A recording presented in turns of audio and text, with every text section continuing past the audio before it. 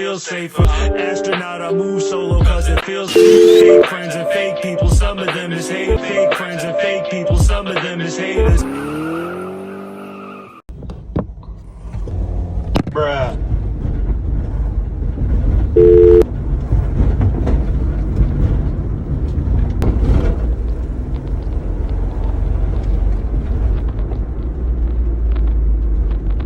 Boy Astronaut here, another episode. For this episode, I was basically going to do my new car walk around. I wanted to do more, but I'll explain to the video why I'm kind of at a halt already.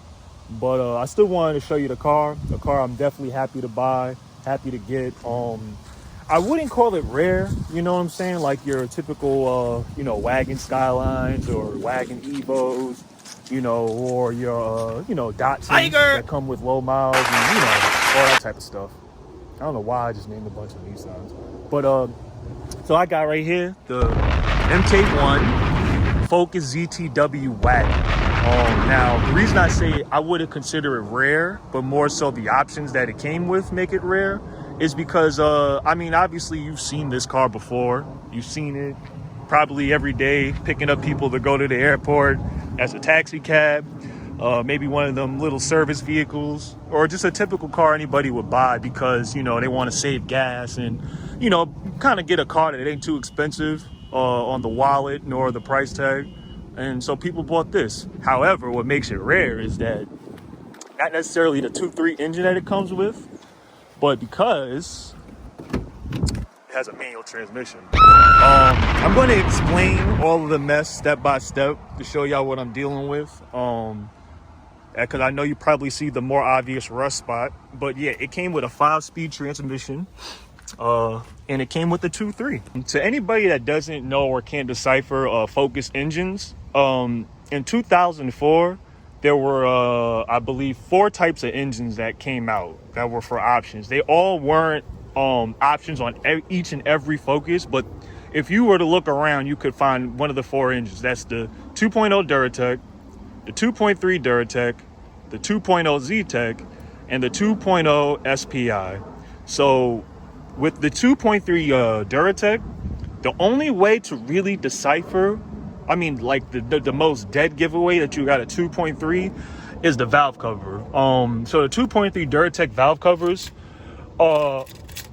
aren't like highly sought after, but in the Focus community, it's kind of like not necessarily a big deal, but they're worth something. These are one of the only valve covers that certain manufacturers will give you a core return on.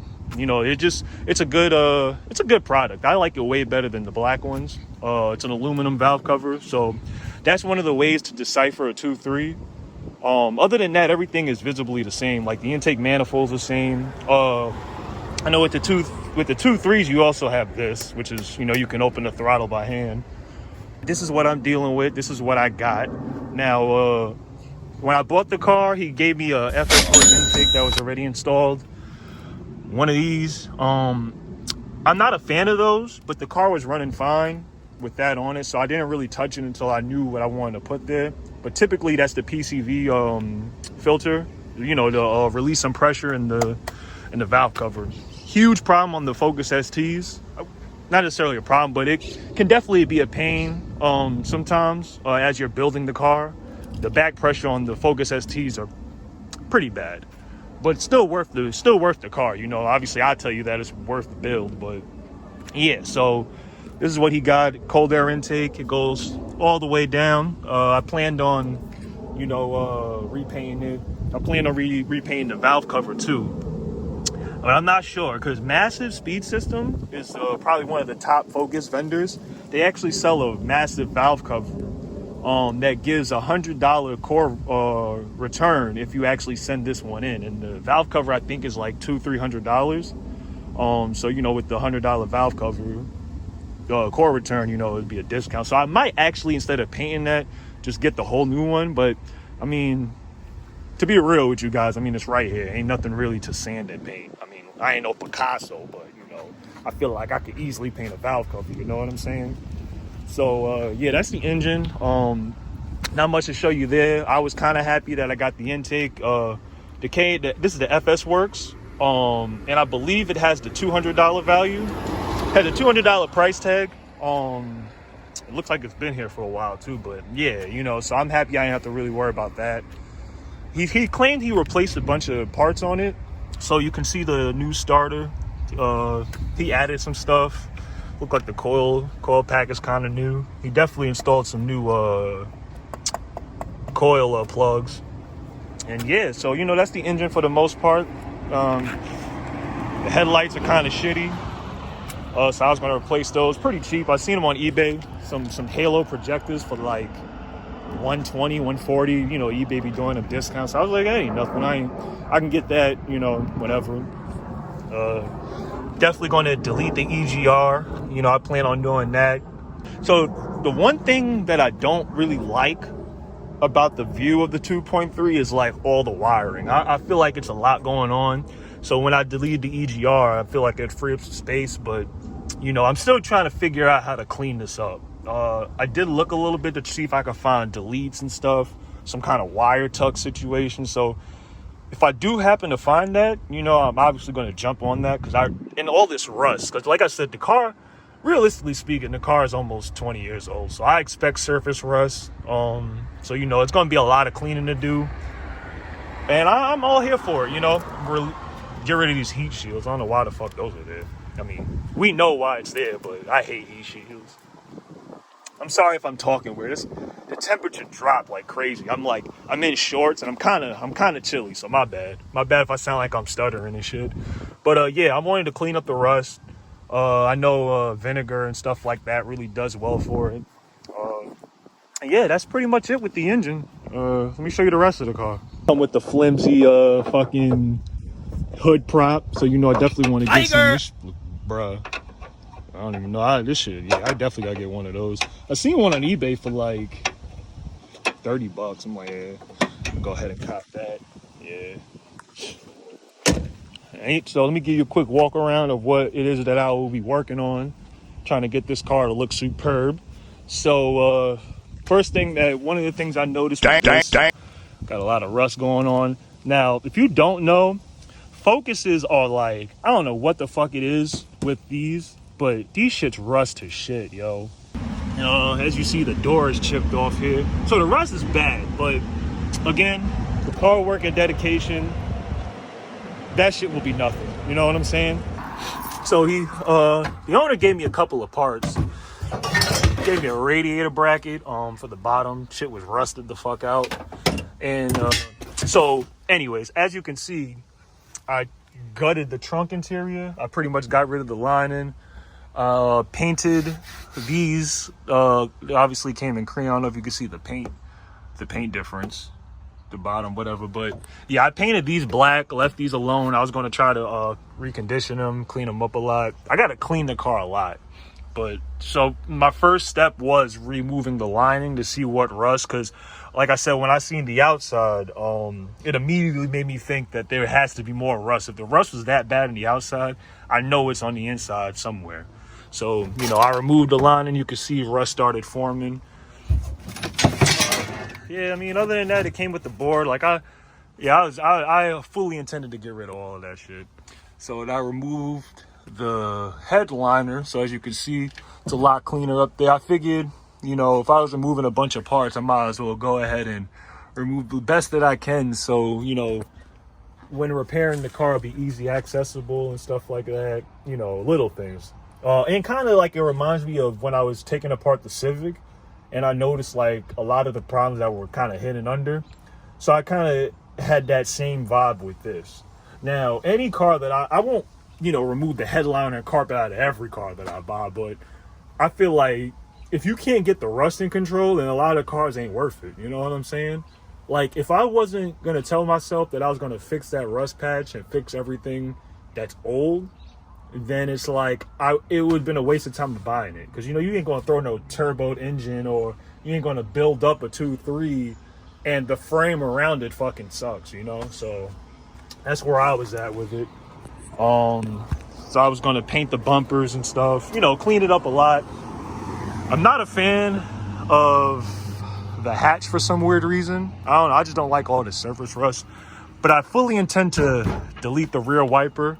Like, I'm going to order some shit. off of eBay or Dual, whatever. I mean, listen, I fuck with eBay. If y'all ain't seen my last episodes, y'all know eBay is my shit, yo. Like, because they basically telling you why pay that when you can pay this. You know what I'm saying? Got the yellow lights. But yeah, so let me go ahead and go on inside. Let's show you what's going on. All right, we in here. So inside, again, get a better look at the ceiling.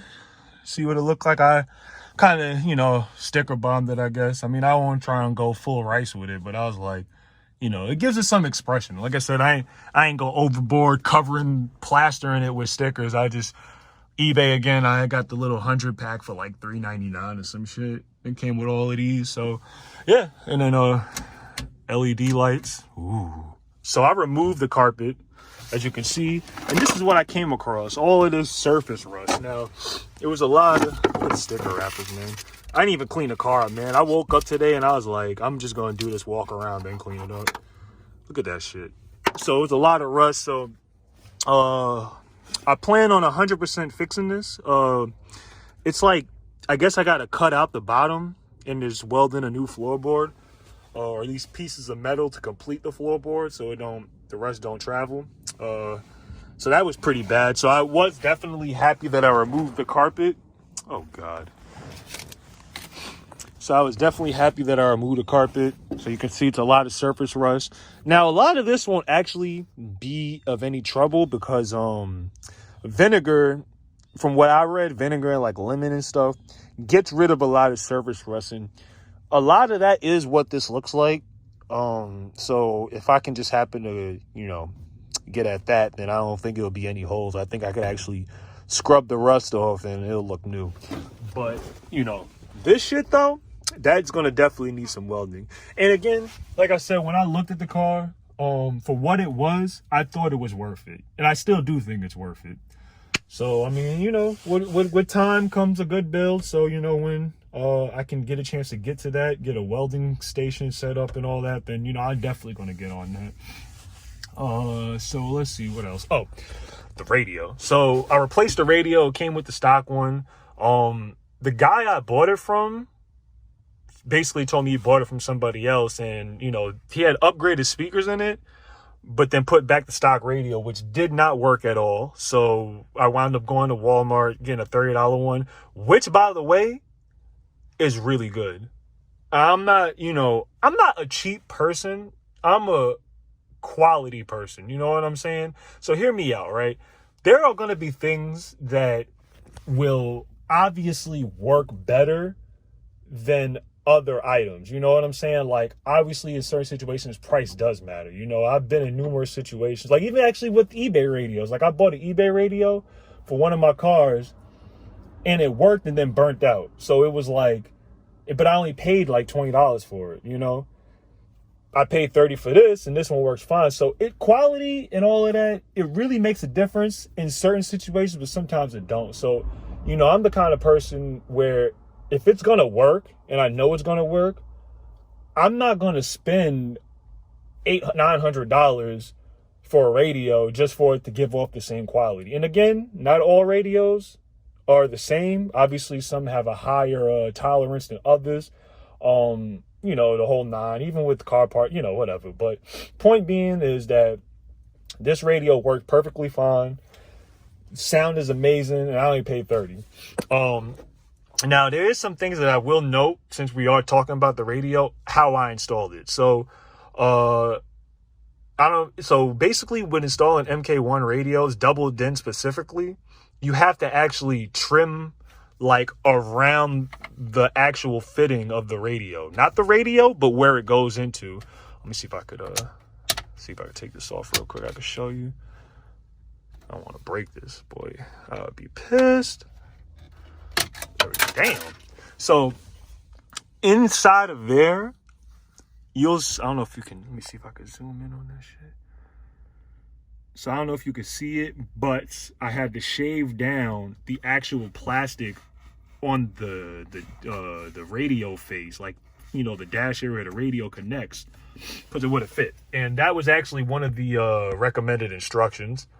And I had wound up buying the adapter kit to fit the double dent into the Focus, and I wound up not even needing it because for some reason the dimensions of this radio, I didn't need the adapter. It's gonna sound crazy, but I took a couple rags and I took the smallest mallet that I had. I mean, shit was like this big. But anyways, I lightly tapped it in on each end, each corner like so, and it fit itself in there. So I never needed adapters or anything. It kind of just pushed in there. Now, I will tell you this. If you hit it too hard, aside from potentially breaking it, you'll actually push it all the way in. So you want to hit it just enough where it sits correctly. And I pretty much plopped this bad boy on, and as you can see, it sits right above the hazard. So thank God that hazards aren't affected, the usage. Like I can press it without it being, my finger touching anything. Damn. God damn it. Hold on a second. Shit. See what happened? I tried to show y'all shit, man. God damn. Don't break. Don't break. Oh, maybe I turned it up. I don't know what the fuck. All right, whatever. Because the bread important. All right, so let me show y'all the bad now, though, right? So, as I was driving or whatever, everything was going fine, right? I was driving home. I bought it out in Connecticut. Everything was cool. I was driving, right? The belt snap. Power steering went, all that shit, right? So I was like, all right, cool, whatever. Got it towed back to, Long Island, whatever. Replaced the belt, right? And so this ignition capacitor came off with it. So I'm driving again. After I replaced the belt, it was fine. Then I kept driving a little bit, and all of a sudden, I got a misfire. So I'm driving, get the misfire, or whatever, and I had to use my SCT tune. So it come up cylinder 4 misfire, and then a misfire starts. I'm like, holy shit, yo! Don't tell me that car's already about to go. Car has kind of high miles. Has 180,000 miles. Seems high, but I mean, miles don't matter to me for real. I build cars, so it don't matter. Like, I mean, I'm sure the value's a little affected, but I mean, I'm keeping the car, so it don't even matter. But anyways, I say that to say, so I start the car, shit's misfired. I'm like, God damn it, something's already happening. So I looked at my SCT that I have in my ST, and that's basically what happened. So now I got to order. Oh, let me tell you. So I took apart the spark plugs, and get this funny shit, right? So cylinder 4 has the misfire, but cylinders 2 and 3 are filled with oil. How is that even possible? And those joints aren't even misfiring. So I'm like, oh my God. So now you're probably asking, why am I still driving? Well, because you can run on with one cylinder misfiring. You stupid. And I really, realistically speaking, was trying to do this video. God damn. I was trying to do this video, so I was like, let me show you guys what I got going on. I already ordered the gaskets and stuff. I got to all go on massive. I was going to order the cam timing tool, the EGR delete. I was going to order a bunch of stuff. I was like, this is my time to refresh everything and just start building it my way. So after this, I'm pretty much going back and taking it apart. But yeah, I hope it's not a cylinder issue. I mean, if it is, I'm just going to rebuild the engine, but I wouldn't have hoped to do that as soon. So I'm not sure. We're going to wait on the gaskets to come in. I basically got a whole gasket set for the valve cover, the the head gasket, the valve retainers and all that stuff. So all that stuff going to be replaced. Basically new flowing engine. I was going to delete the balance shafts. I have them deleted on the ST. So I'm not new to that type of stuff. Like, aside from the comfort, which, I mean, let's put it this way. If you're buying things like a balance shaft delete, I have to imagine that comfort isn't something that you care about. Because I feel like if you have gotten to the point of buying a balance shaft delete, you've already did things like a catless exhaust, you know what I'm saying, headers, motor mounts. Like, you've already probably did obnoxious things to your car. If you look, the only thing that you really have to protect with a balance shaft delete is the oil pickup. So a lot of times that's why they sell you the delete, and they sell you the what is it, the oil tray, the windage tray or whatever, or in some cars the dry sump oil pan.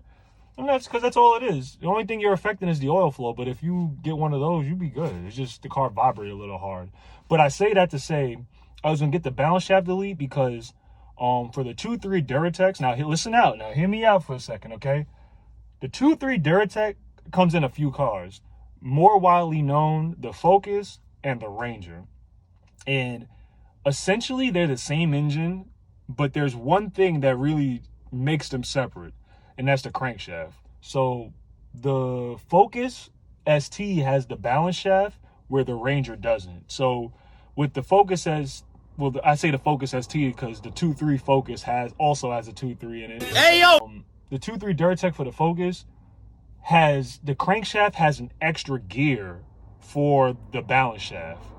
So when you remove the balance shaft, essentially it makes that worthless. So in a way, the balance shaft does kind of, go with the timing of the cam. And I was going to delete it because, when I replaced the head gasket, you got to retime the engine. And I really didn't want an extra headache. So I was like, you know what? Let me just delete that shit anyway. Because with the EGR, you got to get a tune regardless. The light's going to come on.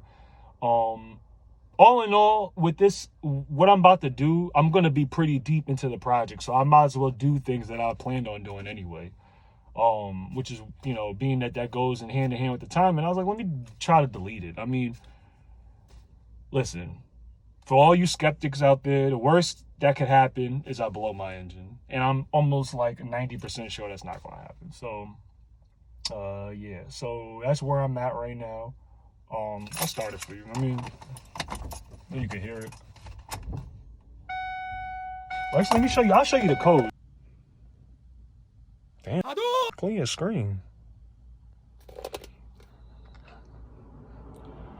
So I choose to do a video, but I don't choose to clean the screen of what I'm going to show you. So here you go. P0304. Misfire detected. Yeah, fuck that shit. So yeah, as you can see, I got the codes or whatever. And then when I started,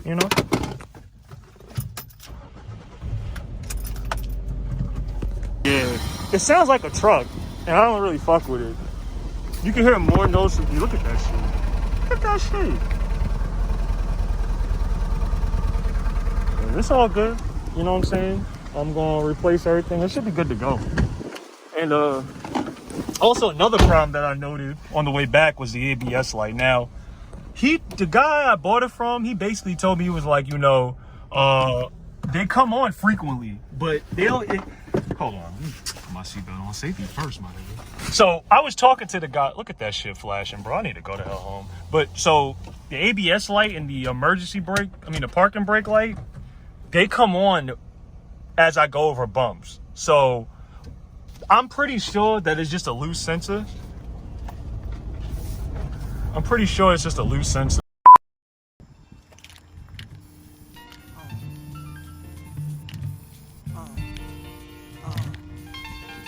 Lord have mercy, Jesus Christ. He's just nice, he just sliced like a Ginsu. Look at the life that I've been through. I'm the last real again alive, that's official. Lord have mercy, Jesus Christ. He's just nice, he just sliced like a Ginsu. Look at the life that I've been through. I'm the last real again alive, that's official. Y'all don't know about my biggie walls. Who you thought kicking the door was for? But that's my heart, y'all still tripping off the jiggy. Reals again, listen up and I'ma tell you how the whole thing start. Off top, I brung Queens up from hard times. Rocking at the fever, streets was all mine. It was my version of the blues. Dropping out schools, the epidemic had rap representing the rules. So I got in them shoes, tried them, wore them. Wasn't a perfect fit, so I couldn't sport them. Young with a ride, I knew all of them. Jungle got will die, we was warring. I wrote it in my album. I was 18 when Lake seen the Allen and Lord held me down and my surroundings started changing. I had a baby. I was making my rounds with AZ and started noticing my flowing was open when the golden child closed them in with more style than them older men. Puff tried to start a label. Prince Rakim had formed Wu-Tang. Snoop and Dre had a new thing, so Puff drove his new range through Queensbridge projects. He let me drive it before Ready to Die hit. Big and I hit. Performing at the Arc, next thing you knew, Big Blue, when all the ballin' starts. He had Kim and his crew. I found Fox only singing to New York with #1 charts. Big was ahead of his time. Him and Raekwon, my singing, but Diggy, they couldn't get along. That's when Ghostface said it on the purple tape. Bad Boy biting Nas album cover weight. Big told me Ray was stealing my slang, and Ray told me out in Shaolin Big would do the same thing, but I borrowed from both them singing. Jigga started to flow like us, but hit with ain't no singing. Had much Versace swagger. Big admired the Brooklynite. It took him in his iceberg. The rappers today don't know nothing about this boy. There's more to wanting to be this king of New York.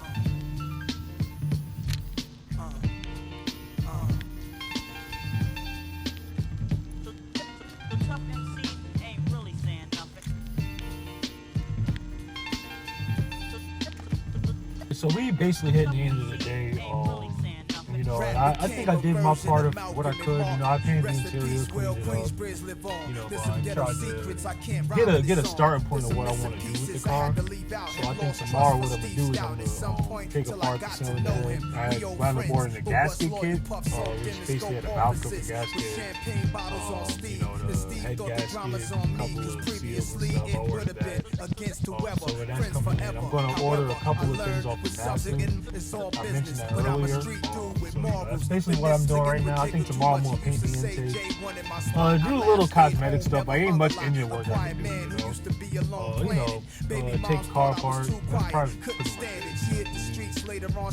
But I'm happy with the car. I enjoy the car. You know, when I was driving back, when it was good, it was strong. Like, you know, it definitely is what a 2.3.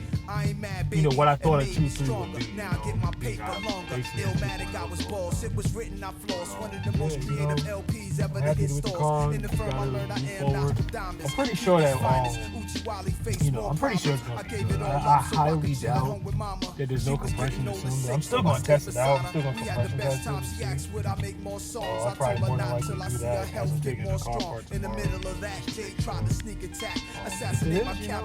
I don't really mind rebuilding the engine. You know, one of the cars I wanted, I just never really sought after because finding a 2.3 5-speed wagon. Wow. The first show be last. I'm the man's man. A rapper's rapper. G-O-D S-O-N. There'll be none after. I was Scarface. Jay was Manolo. It hurt me when I had to kill him and his whole squad for Dolo.